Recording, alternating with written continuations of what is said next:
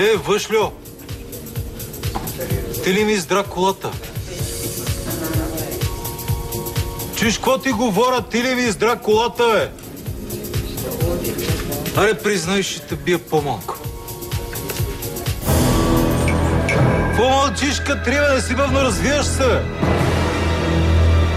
Чакай, бе, човек, чакай, бе.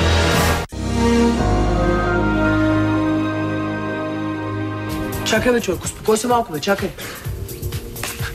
Ти ли, бе? Ти ли си бил, бе?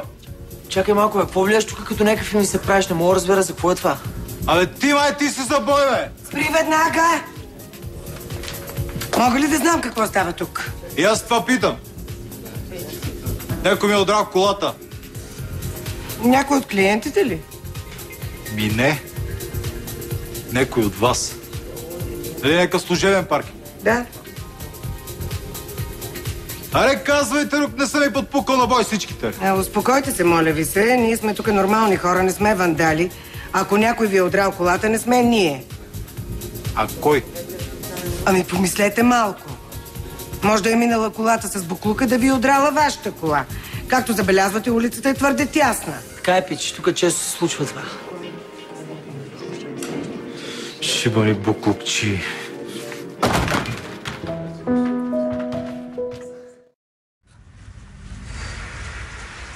Обича да ходи на състезания с мотори. Но моторът му е в гараж.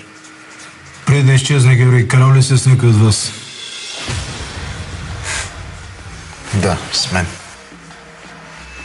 Защо, ако не тайна? Скарахме се вечерта преди да изчезне. Впрочем, скандалът беше повод да го изпратя при Майкъл. Грешката ми беше, че не го закарах. Значи вие сте го изгонили и той трябва да дойде при вас. Точно така.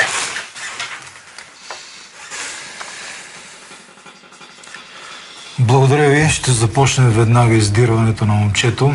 Съветвам ви да държите мобилните си телефони непрекъснато включени и ако има нещо ново по случая, да ни информирате своевременно. Искам да ви кажа още нещо. Ако не се погрижите достатъчно за Георги, ще съжалявате. Баща му е заместник министър на здравеопазването. Иляна. Няма Иляна. Благодаря ви. Довиждане. Довиждане.